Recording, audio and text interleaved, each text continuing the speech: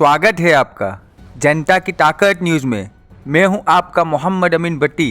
आज की बड़ी खबर जूनागढ़ जिले के विसावदर से, जहां विधायक गोपाल इटालिया ने अपने कार्यालय विसावदर भवन को लेकर अहम जानकारी दी है। गोपाल इटालिया ने कहा है कि विधानसभा क्षेत्र का कोई भी नागरिक छुट्टी के दिनों को छोड़कर किसी भी समय उनके कार्यालय पहुंचकर अपनी समस्या या काम को लेकर मिल सकता है। साथ ही उन्होंने यह भी स्पष्ट किया है कि अगर लोग अपनी समस्याएं सामने आकर और लिखित रूप में देंगे तो उनके समाधान की प्रक्रिया और भी आसान और तेज हो जाएगी। जनता के साथ सीधे जुड़ाव और समस्याओं के त्वरित समाधान की दिशा में विधायक की यह पहल क्षेत्र के लिए एक सकारात्मक कदम मानी जा रही है। આજે હું તમને વિસાવદરના ધારાસભ્યનું કાર્યાલય બતાવવાનો છું અને વિસાવદર વિધાનસભાના સૌ મતદારોને જાહેર આમંત્રણ છે કે આ કાર્યાલય તમારું છે। આ કાર્યાલયના માલિક તમે પોતે છો। તમે અહીંયા જ્યારે ચાહો ત્યારે આવી શકો છો। આ તમારું છે। નાનું મોટું સરકારી કામ હોય તમે મળી શકો છો।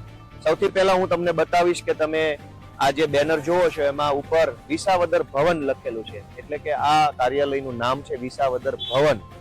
गोपाल इटालियाનું કાર્યાલય છે એવું લખ્યું છે। આમ આદમી પાર્ટી કાર્યાલય છે। મારી બધાને વિનંતી છે કે તમે અહીંયા આવવાનું રાખો। ઘણીવાર એવું થાય કે કોઈ વ્યક્તિએ મારે ફોન કરે અથવા મને કોઈ મેસેજ કરે, પણ કદાચ હું કોઈ મીટિંગમાં હોઉં, કોઈ સભામાં હોઉં, કોઈ રેલીમાં હોઉં અને વાત ન થઈ શકે, પણ આ કાર્યાલય રજાના દિવસ બાદ કરતા હંમેશા ચાલુ હોય છે, હંમેશા। એટલે વિસાવદરના જે કઈ મતદારો છે, ગામડાના કોઈ પણ ગામના કોઈ પણ મતદાર માટે આ કાર્યાલય હંમેશા ખુલ્લું છે। તમે ગમે ત્યારે રૂબરૂ આવો, અહીંયા તમને શું વ્યવસ્થા મળે છે બતાવું। અને બહેનો બેઠા છે એ કોમ્પ્યુટર ઓપરેટિંગનું કામ કરે છે। કોઈ પણ અરજદારો અહીંયા જ્યારે આવે છે ત્યારે અરજદારની ડિટેલ પહેલા તો લેવી પડે કે કયા ગામના છે, શું નામ છે, શું કામથી આવ્યા છે, એમનો મોબાઈલ નંબર શું છે, એ વગેરેની એન્ટ્રી કોમ્પ્યુટરના માધ્યમથી પહેલા કે કેટલા લોકોએ આપણો સંપર્ક કર્યો, શું કામ માટે કર્યો, જેથી કરીને કોઈ પણ વ્યક્તિની એન્ટ્રી હશે તો ભવિષ્યમાં આપણને યાદ રહેશે કે એમનું કામ પેન્ડિંગ છે કે બાકી છે।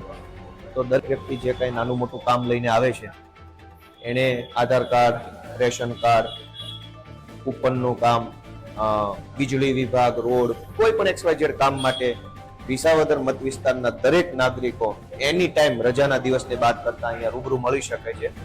આ આખી રવિવાર અથવા જાહેર તહેવારના દિવસને બાદ કરતા હંમેશા અહીંયા ખુલ્લી ઓફિસ હોય છે। આ જનતાની ઓફિસ છે, આની માલિક જનતા છે। અહીંયા કોઈ પણ આવી શકે છે પોતાના કામ માટે। અને આ આખી ઓફિસની અંદર મજાની વાત એ છે કે ચારો તરફ કેમેરા છે, કોઈ જગ્યા કેમેરા વગરની છોડી નથી, કેમ કે જાહેર જગ્યા છે, ક્યારેક કંઈક ઘટના દુર્ઘટના બને તો આપણી પાસે એનો એવિડન્સ હોવો જોઈએ। એટલે ચારો તરફ બધા જ એંગલના, ક્રોસ એંગલના કેમેરા દાદરમાં, મેઇન રોડ ઉપર, આ હોલમાં, અને હું મારે બેસવાની જે ચેમ્બર છે એ પણ હમણાં તમને બતાવું। પણ કંઈ પણ કામ હોય તો મારી બધાને વિનંતી છે કે સીધા ઓફિસે જ બધા જો આવશે તો અહીંયા કોમ્પ્યુટરમાં એન્ટ્રી થઈ જશે, લેખિતમાં આપી શકાશે, કાગળ લખી શકાશે, પ્રિન્ટ કરી શકાશે, બધું જ કામ। કેમ કે ઓફિસમાં ફાઇલો મેન્ટેન થાય છે। કોઈ પણ અરજદાર આવ્યો હોય તો એનું એક કેસ બને, એની ફાઇલ બને, પછી એની પર ફોલોઅપ લેવાય, એ બધું કામ ઓફિસથી સારી રીતે થઈ શકે। ઘણી વખત ફોન ઉપર આપણે એટલું સારી રીતે કામ ન થઈ શકે, કેમ કે ધારો કે કોઈએ ફોન કર્યો, આપણે એ વાત સાંભળી, પછી એ ભાઈ કોઈ બીજા કામમાં લાગી ગયા, હું કોઈ બીજા કામમાં લાગી ગયો, ફાઇલ મેનેજ થઈ નહીં। અહીંયા જે કોઈ લોકો આવે છે એમની એક ફાઇલ બને છે, જેથી કરીને ફોલોઅપ લઈ શકાય ક્યાં પહોંચ્યું। અહીંયા ઓફિસમાં કરી છે એક વખત ફરીથી આપણે કોઈ પણ નાના મોટું કામ હોય, મામલતદાર ઓફિસને લગતું કામ, TDO ને લગતું કામ, RFO ને લગતું કામ, વીજળી વિભાગને લગતું કામ, રોડ વિભાગને લગતું કામ, નગરપાલિકાને લગતું કામ, જિલ્લા કક્ષાનું કશું પણ નાનું મોટું કામ છે એની રજૂઆત આ ઓફિસે થઈ શકે છે। દરેક કામને અમે કરી શકીએ એવો અમારી ટીમનો પ્રયત્ન છે।